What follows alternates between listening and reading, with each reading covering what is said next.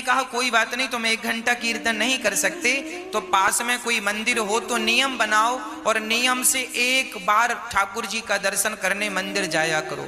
किसान बोला सरकार हम ये भी नहीं कर सकते, मंदिर थोड़ा 100-200 कदम पे दूर है, कई बार समय नहीं मिलता, भागना पड़ता है खेत की तरफ। अब संत बड़े चक्कर में पड़े, से क्या उपाय बताऊं? तो संत ने उसी से पूछा अच्छा ये बताओ तुम क्या कर सकते हो, जो भी करना नियम से करना, वो नियम तोड़ना मत। यदि तुम इस नियम से चलोगे तो तुम्हारी भी नैया पार हो जाएगी। तो किसान बोला मेरे बगल में घर के बाजू में एक कुम्हार रहता है, घड़ा बनाता है, आप कहो तो मैं उसका रोज दर्शन कर लिया करूंगा, ये नियम हो सकता? संत ने कहा ठीक है, तुम उस कुम्हार का दर्शन किया करो, नियम बनाओ कि कुम्हार का दर्शन किए बिना तुम भोजन नहीं करोगे, नियम बनाओ। और कुम्हार को इस भाव से देखोगे कि ये भगवान है, और देखकर राम राम जरूर कर लेना भैया, राम राम, और ठाकुर जी का दर्शन कर लेना, उनमें ही वो ईश्वर है ये सोचकर। भले तुम्हें शुरू में ऐसा लगेगा ये कुम्हार है, ये कुम्हार है, पर धीरे धीरे उसे कुम्हार ना कहकर उसे भगवान जानकर उसको दूर से प्रणाम कर लेना, और देखे बिना ये नियम बनाओ कि भोजन नहीं करोगे। किसान बोला ये ठीक है, ये मेरे बगल में है, मैं रोज देख लिया करूंगा, कोई ज्यादा वक्त नहीं लगेगा। संत चले गए। अब वो किसान रोज कुम्हार को देखता और भोजन करता। पत्नी बोलती भोजन तैयार है, बोले अभी आता हूं देख कर। कुम्हार को जाकर देख लेता और भोजन करने बैठ जाता, फिर अपने काम करता, रोज का नियम था उसका। एक दिन उसने कुम्हार को देखा, सो कुम्हार नहीं था। तो कुम्हार की पत्नी से किसान ने कहा क्यों जी तुम्हारे पति कहाँ हैं, कुम्हार भाई कहाँ हैं? बोले वो तो आज मिट्टी खोदने गए हैं। अच्छा किसान मिट्टी खोदने गया। पत्नी बोली किसान की आओ भोजन ठंडा हो रहा है, भोजन कर लो। किसान बोला वो कुम्हार से मैंने आज राम राम नहीं की, भोजन नहीं कर सकता, अभी आता हूं। तो कुम्हारिन से पूछा वो किस तरफ गया है? बोले फलाने खेत में मिट्टी खोदने गए हैं। तो वो किसान दौड़ा। अच्छा कुम्हार मिट्टी खोद रहा था, तभी अचानक उसको खुदाई करते करते एक सोने का घड़ा मिला, उसमें ढेर सारे सोने के सिक्के भरे थे। अब कुम्हार को सोने का घड़ा मिल गया। अब उसने देखा कि हमें किसी ने देखा तो नहीं। तब तक दौड़ा दौड़ा किसान आ रहा था, और जैसे ही किसान आया तो कुम्हार को देख लिया, और कुम्हार को देखकर किसान वापस जाने लगा। राम राम भैया। कुम्हार को किसान भगवान के रूप में देखता था और राम राम रोज करता था, राम राम। वो किसान जाने लगा। अच्छा कुम्हार को क्या लगा कि इसने देख लिया, तो कुम्हार ने आवाज लगाया भैया रुको। तो किसान ने कहा ना रुकने की जरूरत नहीं है, हमने तो देख लिया। किसान तो ये कह रहा था कि हमने तुम्हें देख लिया, पर कुम्हार को लगा इसने सोने का घड़ा देख लिया। तो फिर आवाज लगाई कुम्हार ने, सुनो देख लिया है सो किसी से कहना मत, आधा तुम रख लो आधा हम रख लेते हैं। तो किसान रुका, बोली किसकी बात कर रहा है? किसान गया और जाकर देखा तो दोनों देख के दंग रह गए। ढेर सारा धन उन्हें जमीन के भीतर गड़ा हुआ मिल गया। दोनों ने आपस में बांटकर उस धन से साधु संतों की सेवा स्टार्ट करी। और उस किसान ने पूरी बात बताई कि एक संत को मैंने केवल 1 दिन का भोजन कराया, उस भोजन कराने का फल यह है कि उन्होंने मुझे नियम में बांध दिया, और आज उस नियम में बंधने के कारण विधाता ने मेरी सारी दरिद्रता दूर कर दी, मेरा धन धान्य से घर भर दिया। एक बार किसी भूखे व्यक्ति को भोजन कराने का ये फल है कि देर सवेर ईश्वर तुम्हें धनवान बनाएंगे बनाएंगे बनाएंगे। आप एक नियम बनाओ कि रोज भगवान का कीर्तन करेंगे, रोज भगवान का नाम जपेंगे।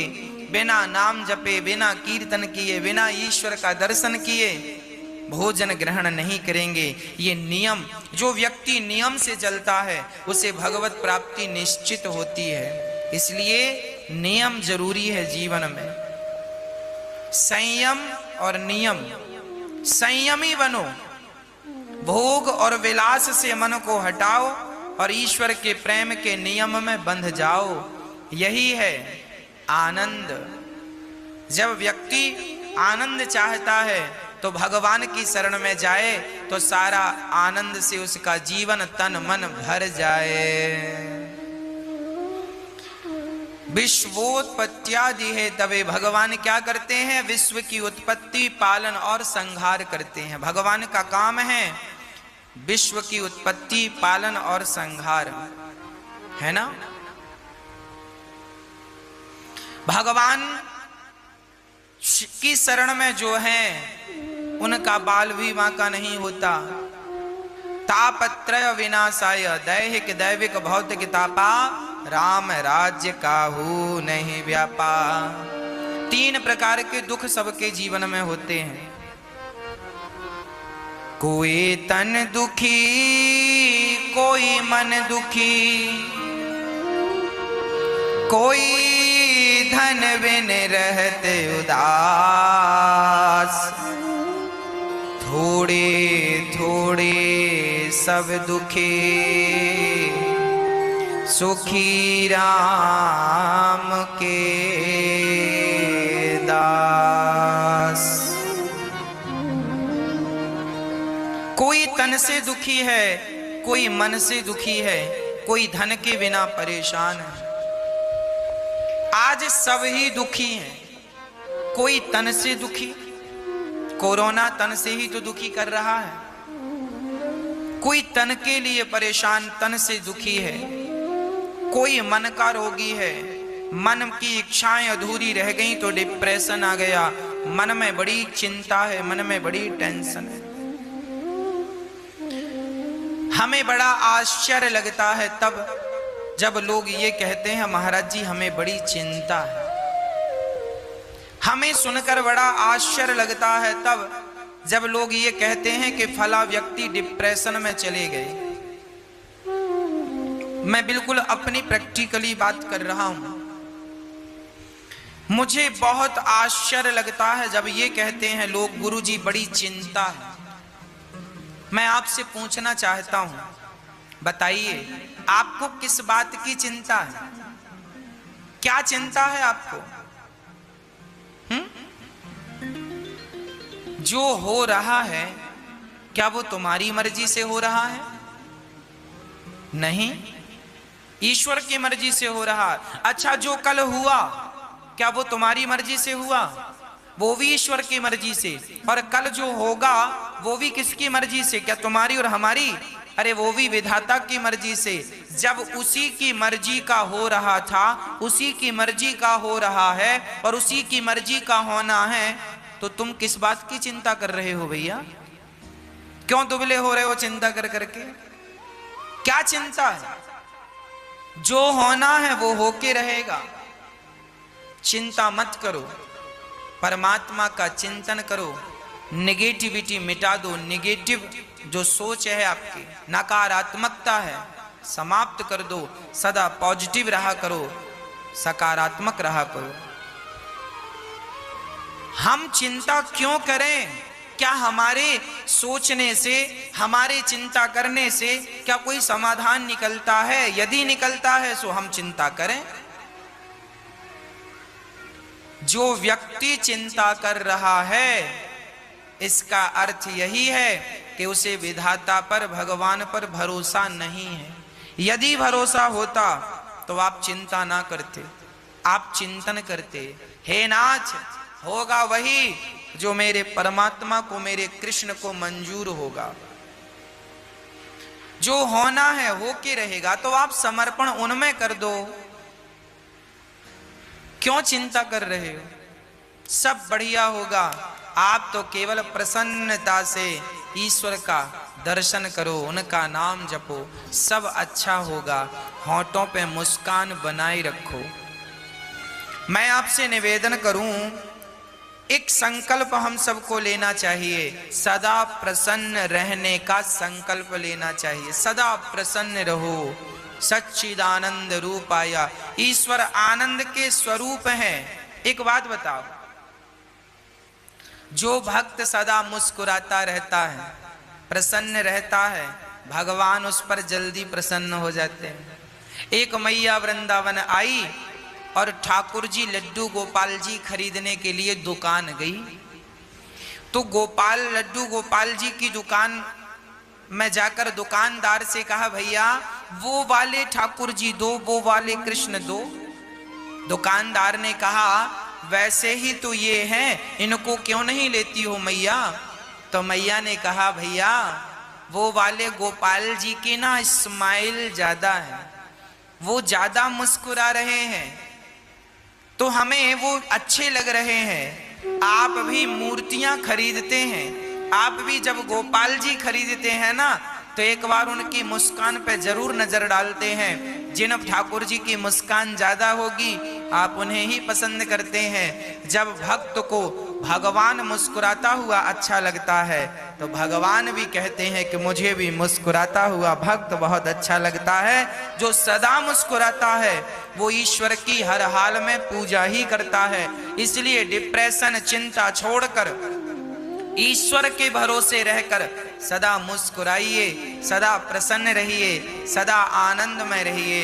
ये वक्त भी गुजर जाएगा, ये दुख का वक्त भी गुजर जाएगा। बस ईश्वर का चिंतन और होठों पे सदा मुस्कान बनी रहे। सदा मुस्कुराते रहा करो, सदा हंसते रहा करो। ये हंसने मुस्कुराने का मौका अभी मिला है, हंस लो, मुस्कुरा लो। पता नहीं अगले जन्म में हमें विधाता ने कुत्ता बिल्ली की योनि दे दी, तो कुत्ते बिल्ली की योनि में तो हंसा मुस्कुराया नहीं जा सकता। गधा और बंदर बना दिया तो मुस्कुराया और हंसा नहीं जा सकता। ना जाने कौन सी अगली योनि मिल जाए और हम हंसने और मुस्कुराने के लिए तरस जाएं।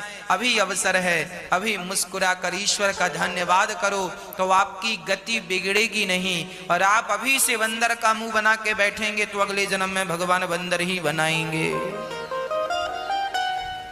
कई लोग ना हम देखते हैं हंसते ही नहीं, बैठे हैं बंदर का मुंह बना के। एक सज्जन, उनको 1 महीने में 2 लाख रुपए का फायदा हो गया। पड़ोसियों ने कहा, किसी ने कहा क्यों, आप तो बड़े प्रसन्न होंगे, आपको तो 2 लाख का फायदा हुआ। उन्होंने कहा, काहे की प्रसन्नता, हम तो बड़े दुखी हैं। बोले, काय बात का दुख है? बोले, हमारे पड़ोसी को 4 लाख का फायदा हो गया, हमें तो 2 का ही हुआ। लो, फायदा हो गया फिर भी वो उदास है, फिर भी मुस्कुरा नहीं। ऐसों को भगवान बंदर ही बनाएंगे। जाओ, गधा बना देंगे। तुम तो कभी हंसते नहीं थे। अरे भगवान ने ये मनुष्य का तन दिया है हंसने के लिए, खिलखिलाने के लिए, मुस्कुराने के लिए, पर आप बस रोते ही रहते हैं टेंशन में, दिन रात टेंशन। भगवान जाने काहे की टेंशन है आपको। जो होगा वो होगा, उसे ना आप रोक सकते हैं। मैं होनी तो होके रहे, अनहोनी ना होए, और जाको राखे राम जी, मार सके ना कोई। हाँ जी, भगवान पे भरोसा हो, अटूट भरोसा हो, वो भरोसा हो जो टूटे ही ना। हम संसार के लोगों को देखते हैं, भरोसा वो बनाते हैं, थोड़ी सी मुसीबत आई तो भरोसा तोड़ देते हैं। थोड़ा सा संकट आया, संसार का व्यक्ति थोड़ा सा भी संकट बर्दाश्त नहीं कर पाता। संकट आया और उसका भरोसा टूटा, अरे भगवान की जितनी भक्ति की वर क्या मिला, लोग ये कह देते हैं। भगवान भी बहुत मुस्कुराते होंगे। वाह, एक रिक्शे वाले से एक व्यक्ति ने कहा, भैया स्टेशन जाओगे? रिक्शा वाला बोला, चलेंगे साहब। कितना पैसा? रिक्शा वाला बोला, 30 रुपए लगेगा।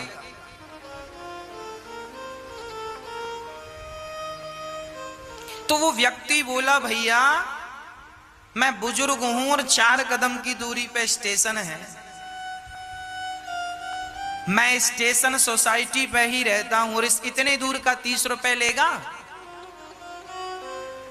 बाकी रिक्शे वाले तो मैं रोज 10 रुपए में जाता हूं और आज तुझे 30 रुपए चाहिए। 30 रुपए, इतनी सी बात का 30 रुपए मांग रहा है। दूसरे रिक्शे वाले, उस बुजुर्ग ने कहा जा हम तेरे रिक्शे में नहीं बैठते। पीछे रिक्शे आया, उसने फिर पूछा भैया स्टेशन तक जाना कितना? उसने कहा बाबूजी 10 रुपए लगता है। अरे 10 रुपए लगता तो ये 30 रुपए क्यों बोल रहा है? सोचो, 10 रुपए का काम है और मांग कितना रहा है? 30 रुपए। उसी तरह हमारी हालत है। हमने भगवान का भजन तो 10 रुपए का किया, हमने भगवान को याद तो 10 रुपए का किया और मांग कितने रहे? 30 रुपए दे दो भगवान। 16 सोमवार का व्रत किया है, अब 16 सोमवार के बदले मांगा क्या? बहू को बेटा ही होना चाहिए। भगवान शंकर जी बेटी ना हो। 2 बेटी ऑलरेडी हमने बड़ी श्रद्धा से पूजा किया, पूजा करी 10 रुपए की और बेटा मांग रही है 30 रुपए का। अब देख लो, लोग अपना बजट नहीं बढ़ाते हो, भगवान से बड़ा बड़ा बजट मांगते हैं। अरे भैया आप भी भगवान से प्रेम ज्यादा करो, प्रेम ज्यादा करो, भक्ति ज्यादा करो। आप अपना बजट बढ़ाओ। जब प्रेम का, भक्ति का बजट बढ़ेगा तो आपको मांगने की जरूरत ही नहीं पड़ेगी। भगवान स्वयं बिना मांगे आपको देते रहेंगे। और भगवान तो सबके माता पिता हैं, उनसे कुछ मांगने की जरूरत नहीं पड़ती। वो सर्वांतर्यामी हैं, वो सब कुछ जानते हैं। आपके बिना कहे समझ लेते हैं कि आपको किस चीज की जरूरत है। आप सच्चा प्रेम कीजिए, भगवान आपको सब कुछ देंगे, है ना? सदा मुस्कुराइए, सदा ईश्वर का धन्यवाद कीजिए, शिकायत कभी ना कीजिए। क्या सुदामा जी के जीवन में शिकायत थी? गरीब थे, 4 दिन चूल्हा नहीं जलता था, परम उपासक थे सुदामा जी। सुदामा जी चाहते तो कह सकते थे वाह कन्हैया मैंने तेरा इतना भजन किया और तूने मुझे क्या दिया, पर नहीं, जिससे प्यार किया है ना उससे शिकायत नहीं करूंगा, और वो भी प्यार भगवान से। कोई शिकायत नहीं। जहां प्रेम है वहां शिकायत नहीं है, और जहां शिकायत है वहां प्रेम नहीं है। इसलिए भगवान कहते हैं राम ही केवल प्रेम प्यारा, मुझे केवल प्यार करो, मुझे पैसा हीरा मोती सोना चांदी मत दो, फूल फूल फल मुझे कुछ मत दो, दूध दही मुझे कुछ मत दो, पर मुझे केवल भक्त प्यार करे। भगवान प्रेम का भूखा है। अरे प्रेम करने से तो भगवान बिक जाते हैं। कोई खरीदना चाहे सो उसे खरीद ले। केवल प्रेम, राम ही केवल प्रेम प्यारा, जान ले जो जानने हारा। भगवान हमारा सारा दुख हर लेते हैं। कोई तन से दुखी है, भगवान की शरण में जाए सो तन अच्छा हो जाए। एक सज्जन हमसे बोले गुरुजी, ये बात लगभग 2 वर्ष पुरानी है, 2-2.5 वर्ष पुरानी बात हम आपको कह रहे हैं। एक सज्जन ने हमसे कहा, महाराज जी बुजुर्ग थे, उन्होंने कहा कि डॉक्टर ने हमसे कह दिया था कि अब आपका जीवन पूरा होने को है, कभी भी प्राण निकल जाएंगे।